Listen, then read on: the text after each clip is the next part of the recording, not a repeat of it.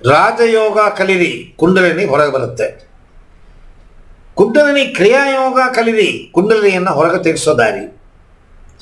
ವಾಸಿಯೋಗ, ವಾಸಿಯೋಗ ಅಂತ ಅನ್ನೋದು ಏನು ಅಂತಂದರೆ, ಒಳಭಾಗದಲ್ಲಿ ಸಂಚರಿಸುತ್ತಿರುವ ಈ ಪ್ರಾಣಶಕ್ತಿ ಪ್ರಪಂಚ ಶಕ್ತಿಯನ್ನು ಮ್ಯಾನಿಪುಲೇಟ್ ಮಾಡಿ ಚಕ್ರಗಳ ಮೂಲಕವಾಗಿ ಕುಂಡಲಿನಿಯನ್ನು ಒಂದು ಜಾಗದಿಂದ ಒಂದು ಜಾಗಕ್ಕೆ ಎಬ್ಬಿಸಿ ಜರುಗಿಸಿ ನಿಮ್ಮ ಸಹಸ್ರಾರ ಚಕ್ರದ ಮೂಲಕವಾಗಿ ಭಗವಂತನ ಜೊತೆಗೆ ಈ ಶಕ್ತಿ ಆತ್ಮಶಕ್ತಿ ಮತ್ತು ಕಾನ್ಷಿಯಸ್ ಅನ್ನ ಸೇರಿಸುವ ವಿದ್ಯೆ ವಾಸಿಯೋಗ. ಈಗ ಪ್ರಾಣಾಯಾಮ ಅಂತನ್ನೋದು ಹೊರಮುಖವಾಗಿ ಮಾಡ್ತೀವಿ, ಹೊರಗಡೆ ಗಾಳಿಯನ್ನು ಒಳಗೆ ತಗೊಂಡು ಬಿಡೋದು ಪ್ರಾಣಾಯಾಮ. ಆದರೆ ಒಳಗಡೆನೇ ಪ್ರಾಣಶಕ್ತಿ ಓಡಾಡ್ತಾ ಇದೆ, ಒಳಗಡೆ ಇರೋ ಪ್ರಾಣಶಕ್ತಿಯನ್ನು ಮ್ಯಾನಿಪುಲೇಟ್ ಮಾಡೋ ವಿದ್ಯೆ ವಾಸಿಯೋಗ. ಅದೂ ಕೂಡ ಈ ಚಕ್ರಗಳ ಮೂಲಕವಾಗಿ ಕುಂಡಲಿನಿ ಶಕ್ತಿಯನ್ನು ಹೊರಗೆ ತೆಗೆಸೋದು ಹೇಗೆ.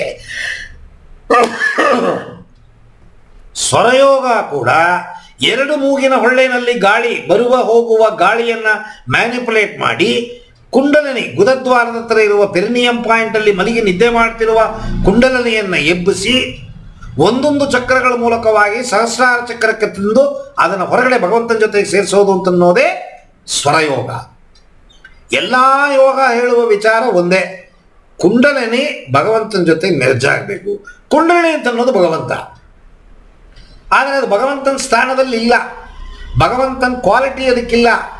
ಅಂದರೆ ನಮ್ಮ ಕಾನ್ಷಿಯಸ್ಸಲ್ಲಿರುವ ಕಸಗಳು, ನಾವು ಮಾಡಿರುವ ಕರ್ಮಗಳು ಪರಿಪೂರ್ಣವಾಗಿ ಭಸ್ಮ ಆದರೆ ಕುಂಡಲಿನಿ ತಾನಾಗೇ ಹೊರಗೆ ಬಂದು ಹೊರಟೋಗುತ್ತೆ. ಅದಕ್ಕೆ 100 ಜನ್ಮ ತಾಳ್ಬೇಕು. ನಾವು ತನ್ನ ಕೆಲಸನ ತಾನೇ ಮಾಡಲಿ ಅಂತ ನೀವು ಬಿಡಬೇಕು ಅಂದರೆ 100 ಜನ್ಮ 1000 ಜನ್ಮಗಳು ಮಾಡಿರುವ ಸಂಸ್ಕಾರಗಳು ಅಷ್ಟೊಂದು ಸೇರಿಕೊಂಡಿದೆ ನಮ್ಮ ಚಿತ್ತ ಒಳಗಡೆ. ಅದು ತಾನಾಗೇ ಭಸ್ಮವಾಗಬೇಕು ಅಂತಂದರೆ ಅದೇ ಅನುಭವ ಅಂತೀವಿ. ಈ ನಿಮಗಿರೋ ಅನುಭವ ನಿಮ್ಮ ಮಗನಿಗಿಲ್ಲ. ಕಾರಣ ಪೆಟ್ಟು, ಇಲ್ಲಿ ದುಡ್ಡು ಲೆಕ್ಕ ಇಲ್ಲ, ಪೆಟ್ಟು ತಿಂದಿರ್ತೀವಿ ನೋಡಿ ನಾವು. ಆ ಪೆಟ್ಟು ತಿಂದಿರೋದು ಇಲ್ಲಿ ಒಳಗಡೆ ಇರೋ ಸಂಸ್ಕಾರವನ್ನು ಭಸ್ಮ ಮಾಡುತ್ತೆ. ಅದನ್ನೇ ಅರಿವು ಅಂತೀವಿ. ಜ್ಞಾನ ಅಜ್ಞಾನ. ಆ ಜ್ಞಾನವನ್ನು ನಾವು ಪಡಿಬೇಕು ಅಂದರೆ 1000 ಜನ್ಮಗಳು ತಾಳಬೇಕು. ಕಾಮ, ಕ್ರೋಧ, ಲೋಭ, ಮೋಹ, ಮದ, ಮಾತ್ಸರ್ಯ ಇವುಗಳು ಒಂದೊಂದು ಭಸ್ಮವಾಗಬೇಕು ಅಂದರೆ 100 ಜನ್ಮಗಳು ತಾಳಬೇಕು ನಾವು. ಅವುಗಳನ್ನೆಲ್ಲ ಸಹಿಸ್ಕೊಳ್ಳೋ ತಾಕತ್ತು ನಮ್ಮ ಕಾನ್ಷಿಯಸ್ಗೆ ಬೇಕು. ಅದನ್ನು ಶೀಘ್ರದಲ್ಲಿ ಮಾಡುವ ವಿಚಾರವೇ ಸಾಧನೆ. ಸಾಧನೆ ಮಾಡೋರಿಗೆ ಬೇಗ ಸಿಕ್ಬಿಡುತ್ತೆ. ಸಾಧನೆ ಮಾಡದೆ ಆರ್ಡಿನರಿ ಲೌಕಿಕ ಜೀವನದಲ್ಲಿರೋರಿಗೆ ಎಷ್ಟೇ 1000 ಜನ್ಮ ತಾಳಿದ್ರು ಮನಸ್ಸನ್ನು ಪವಿತ್ರ ಮಾಡಲು ಅಸಾಧ್ಯ. ಸಾಧನೆ ಮಾಡೋ ಮಾಡೋ ಮಾಡೋ ಮಾಡೋ ಮಾಡೋ ಮನಸ್ಸು ಪವಿತ್ರವಾಗುತ್ತೆ. ಮನಸ್ಸು ಪವಿತ್ರವಾಯಿತು ಅಂದರೆ ಭಗವಂತನ ಕ್ವಾಲಿಟಿ ಬರುತ್ತೆ. ಭಗವಂತನ ಕ್ವಾಲಿಟಿ ಬಂದ ಮೇಲೆ ಇಲ್ಲಿ ನಮಗೆ ಕೆಲಸವಿಲ್ಲ. ಅದು ಆತ್ಮ ಭಗವಂತನ ಜೊತೆ ಹೋಗಿ ಸೇರಿಕೊಳ್ಳುತ್ತೆ.